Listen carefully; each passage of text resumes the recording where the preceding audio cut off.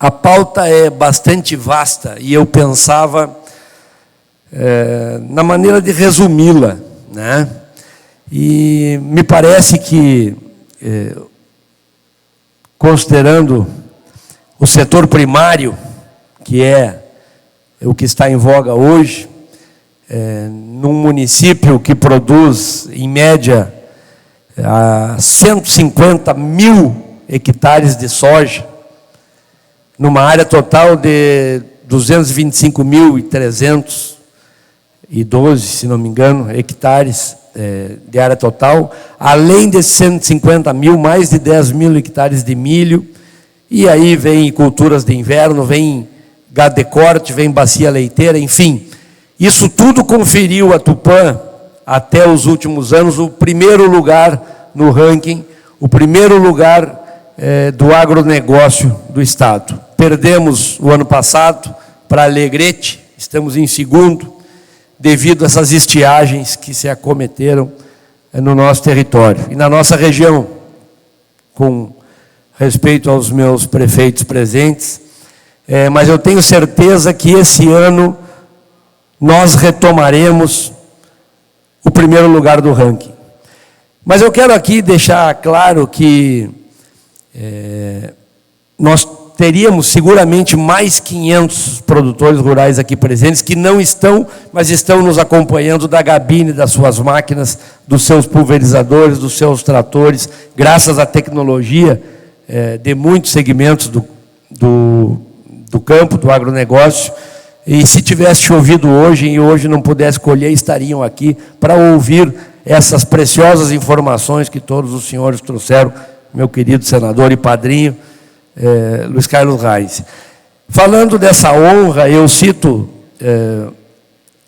rapidamente, conseguimos reunir o presidente do Legislativo do município, presidente do Legislativo do Estado, e muito melhor do que o presidente do Senado, conseguimos trazer o nosso senador Luiz Carlos Reis, e muito melhor do que o Lira e o Pacheco e o Lira, conseguimos trazer o deputado Sanderson. Então, não poderia estar melhor representado o nosso Congresso Nacional. Claro que sentimos muita falta e saudade do Pedrinho Westphalen, que é o nosso também deputado da região e que está nos Estados Unidos.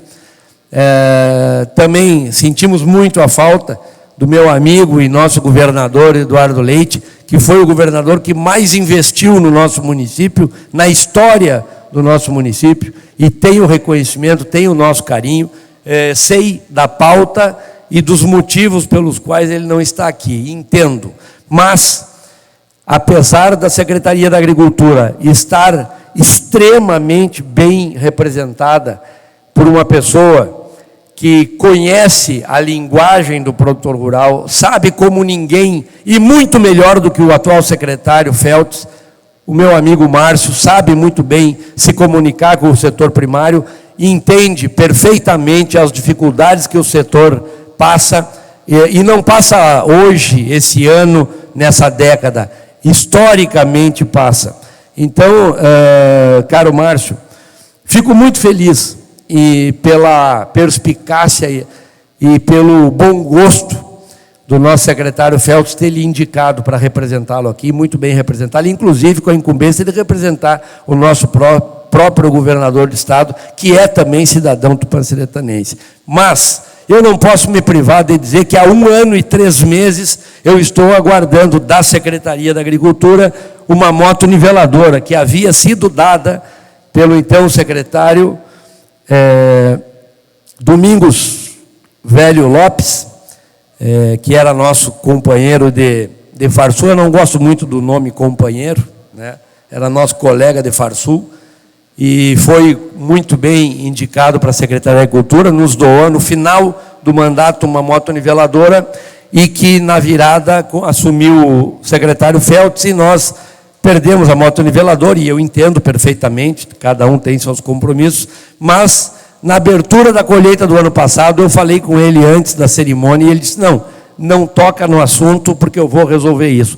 Passaram-se 1 ano, nós enfrentamos muitas críticas do setor primário e eu sou do agronegócio, fui presidente do Sindicato Rural de Tupanciretã, e eu gostaria de que todas as nossos 2.124 quilômetros de estrada de chão tivessem sob condições ideais para o escoamento perfeito da nossa produção, para que não houvesse desperdício, que não houvesse perdas, que o frete fosse mais barato. Nós temos 6 motoniveladoras, uma da década de 70 que não funciona, outra da década de 80 que já custou muito mais em reforma, ou seja, nos sobram 4, sempre 2, 3, com todo o empenho do nosso secretário de obras e da nossa administração em sempre estar reformando o que estraga, mas sempre 2 motoniveladoras cuidando desse interior, e é muito justo que produtores rurais, pequenos, grandes, médios, se queixem da administração, mas saibam que nós estamos sim fazendo o possível. Com o pouco que temos, estamos fazendo o possível, mas eu quero, caro secretário Márcio, que leve esse clamor. Eu gosto muito de números. Tupanciretã possui a posição 1709 em população dos 5.570 municípios do país. É a 79ª posição em população, 20.005 habitantes. Mas é a posição 668 em território. E consegue ser a 69ª maior produtora de soja do país. Significa que nós sabemos produzir. Nós, sendo a número 668, somos a 69ª. Apenas 68 municípios produzem mais soja que nós. O que significa? Que com pouca gente, nós conseguimos produzir muito. Isso é competência, isso é eficácia do produtor rural tupanciretanense. E eu gostaria de dizer, meu caríssimo amigo de muitas décadas, padrinho e senador Luiz Carlos Reins, meu querido amigo, deputado e presidente da Assembleia, Adolfo Brito, eu fico muito feliz e tranquilo que a pauta da irrigação esteja na mão dos senhores dois, na esfera estadual e federal, e eu tenho certeza que os senhores conseguirão atingir os seus objetivos, que são os mesmos nossos.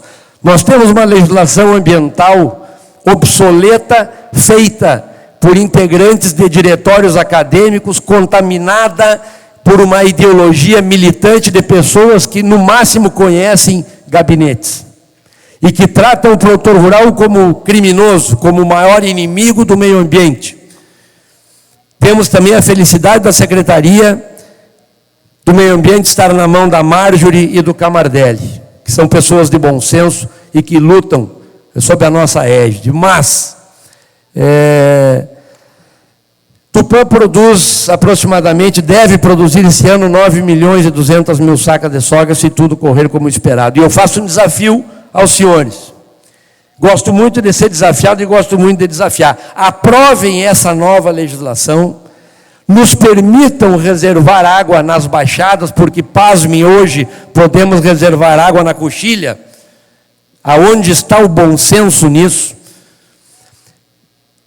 Modernizem essa legislação, nos permitam reservar água na coxilha, nos permitam irrigar as nossas lavouras, que nós de Tupanciretã, e eu falo em nome dessas pessoas que nos escutam, passaremos dos 10 milhões de sacas de soja logo para o próximo ano.